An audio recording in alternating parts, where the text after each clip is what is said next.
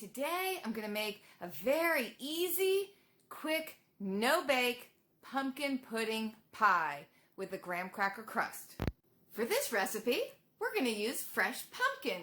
You can use canned pumpkin if you want to, but I'm going to use this fresh little pumpkin, and I'm just going to cut it up, scoop out the innards. I'm going to save the seeds for roasting later, and I'm just going to cook the chunks of pumpkin in the microwave, and once it's cooked, I'll scrape the inner flesh away from the skin, just like you cook any squash in the microwave. I know a lot of people prefer to bake them, but you can cook your acorn squash, butternut spaghetti squash, all of those, including pumpkin, in the microwave. So this is going to get cut up and go in the microwave right away while we make the graham cracker crust, which, yes, you can buy your graham cracker crust already made if you want to. I think they're less than $1 at Walmart. But today, since I have graham crackers from the dumpster that are partially crushed up anyway, I thought, hey, go ahead, make a graham cracker crust. To make your graham cracker pie crust, all you need is one of these sleeves of graham crackers. Once you crush that up, it's 1.5 cups of graham cracker crumbs combined with 6 tablespoons of melted butter or margarine. See, there you go. It is all melted in there.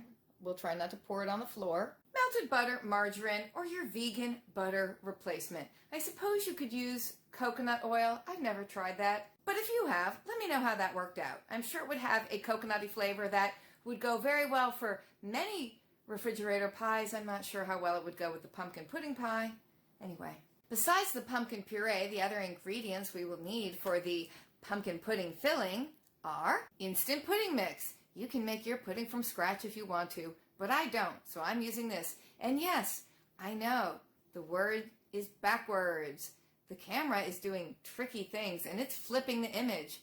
But you can trust me, it says Jell-O brand instant sugar-free pudding mix. I'm also going to use 1 packet of unflavored gelatin, which I will later dissolve in some milk to help firm the pudding pie filling to make it sliceable. And pumpkin pie spice, which if you don't have this little blend, though it is readily available this time of year, it has your ginger, no, does it? It has cinnamon, allspice, oh yes, ginger, nutmeg. Okay, cinnamon, ginger, nutmeg, allspice, and sulfiting agents? Pumpkin pie spice. But let's start by putting our graham crackers into this bag, and then we're going to crush them into crumbs. So we'll just put the graham crackers into the bag. We can break them up a little bit as we go. As I said, they were already a little bit broken from having spent some time in a dumpster, but their bags were intact and they were perfectly clean. We'll seal up the bag and we'll proceed to crush these into crumbs. Some people would use a rolling pin. I'm going to use this handy, handheld spaghetti squash. Really good for taking out your aggressions. Thinking about all the trolls who leave all their stupid, obnoxious comments on your channel. Crush, crush, crush, crush their little heads. Was that a little much? I don't know. There we go, crushed into crumbs. So easy. Then we're just going to pour in our melted butter, margarine, or vegan spread. 6 tablespoons to 1.5 cups of crumbs. And just mush it all together until they're all nice and moist. Because then you're going to press this into your pie pan. Doing it in the plastic bag helps contain the mess. I, of course, wash my bags out after I use them and reuse them. Now today, I've decided to use this rectangular pan instead of a round pie plate because I want to make pumpkin pudding pie bars, as it were. I just thought we'll go for a different shape rather than your round pie and your wedge-shaped pieces. So we're just going to press that down to make the crust. I think a really nice addition to this pie crust would be some cinnamon. Also, in general, when you're making a graham cracker crust, Adding some chopped nuts or some almond flour adds another level of richness and deliciousness to your dish. If you live in a country where you cannot get graham crackers readily and cheaply, you could use any kind of cookie, any crunchy little cookie your heart desires, to crush up and turn into your little crust. So you just press it down, and there you go. We'll set that aside, and we'll check on how those chunks of pumpkin are doing in the microwave. This is the pumpkin after about 5 minutes in the microwave. And yes, it's pretty hot. It's getting there. I can feel it getting soft here and there, but not everywhere. It obviously needs more cooking time. Ouch! Okay, there's the pumpkin cooked. I'd say it took between 10 and 12 minutes. So let's say 11. 11 minutes in the microwave. So I'm going to scrape all the flesh away from the skin now and then puree the flesh.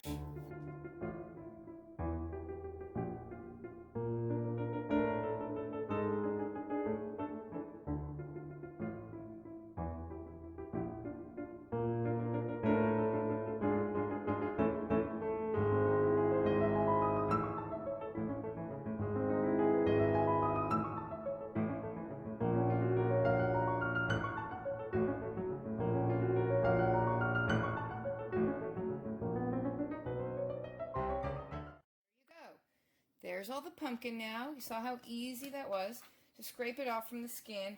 As I was doing that, I was kind of wondering, in the Libby's Pumpkin Factory, for example, where they're pureeing and canning pumpkin, do they bother to separate the flesh from the pumpkin skin, or do they just puree it all together? And they have such amazing pureeing equipment that you would just never know the skin is in there, because you can eat the skin. I used to think you always had to scrape the squash away from the skin. And then one time I was in the grocery store and they had samples of roasted chunks of, I want to say butternut squash, maybe acorn, and it still had the skin on, and it was delicious. And I really never knew before that you could eat the skin, but I always eat it now. So I'm thinking, okay, maybe you could just puree the skin in. I don't know. I don't have amazing professional factory level pureeing equipment. I'm just going to use my little immersion blender. So anyway, that's what we're doing. I just dumped it on the floor.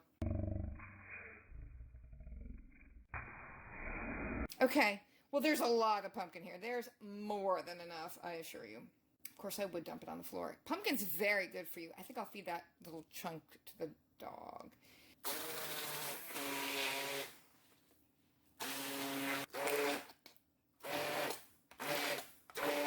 That is thick stuff. Okay, good enough, because I'm going to use the immersion blender more when I mix it with the pudding mix. So it should get nice and creamy and smooth. Now for the pudding mix. This requires 3 cups of milk, but because I'm adding the pureed pumpkin, I'm going to cut back on the milk so that it doesn't stay too liquidy. I want it to firm up into a sliceable pudding pie in the fridge.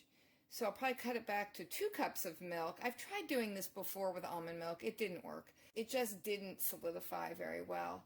What I want to do first is take a cup of milk. I'm going to heat it up in the microwave and then dissolve my packet of plain gelatin in that.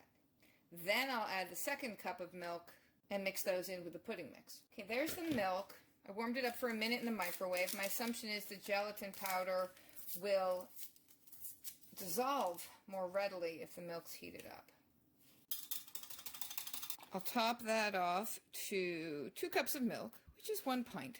I will wipe up all the milk I spilled all over the counter. So just put that in my mixing bowl. We'll add in the instant pudding mix. Now, how much pumpkin puree to add? Normally you would use one of those smaller cans, which I think is 16 ounces. I am just going to wing it. I'm not going to put all of it in because I can tell it's too much. This won't go to waste. I can use what's left to make pumpkin bread or pumpkin muffins or pumpkin cookies or a relatively small batch of pumpkin soup. In with the pudding, I'll put a bunch of pumpkin pie spice. Since I indulged and went out and bought cloves recently, I'm just going to give an extra little tiny dash of cloves. We'll just blend all this together. looks pretty thick and blended. I'll just pour it in here on top of my graham cracker crust.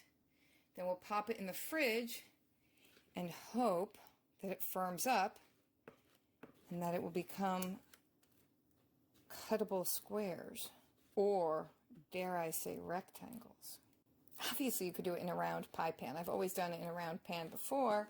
I just wanted to change things up today. Bring some excitement to all our lives. Now, if you wanted to make it super spooky and Halloweeny, you could always put some Halloween sprinkles on top. I'm not going to because I don't have any in the house right now, but you could. So in the fridge this goes. Everybody cross your fingers. Now I'm a little nervous that I overdid it on the cloves and the girls aren't going to like it, so I'm going to sprinkle a little bit of cinnamon on top. My idea is that that's going to balance out the cloves, but I don't know. It might just be the nail in the coffin of this particular dessert. Who knows? Looks pretty though, doesn't it? Here's the pumpkin pudding pie after about 3 hours in the fridge. So let's see if we can cut it. The first piece is often the hardest to get out.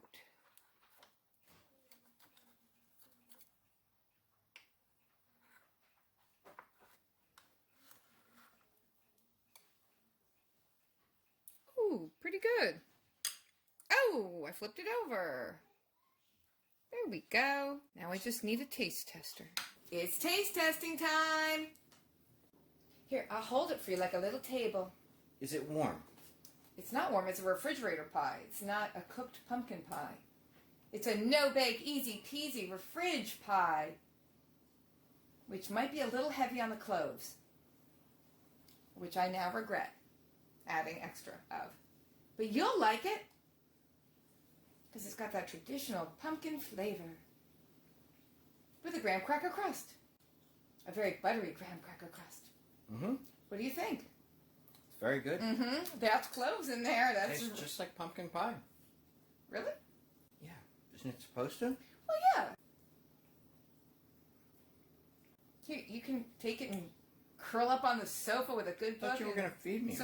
Okay. I love feeding people. Especially pudding. Look at you. Okay. Open your... Look at a little baby fish waiting to be fed. Pumpkin's really good for you.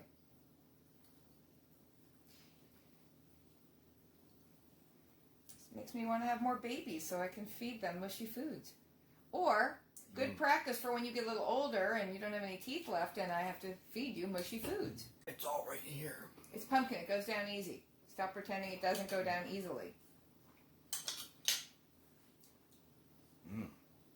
So good, you want to lick the spoon. Well, there you go. Super easy, no bake, somewhat frugal, made with an actual pumpkin, graham cracker crust, put together at home, not bought, pumpkin pudding pie. Thanks for watching. Stay frugal.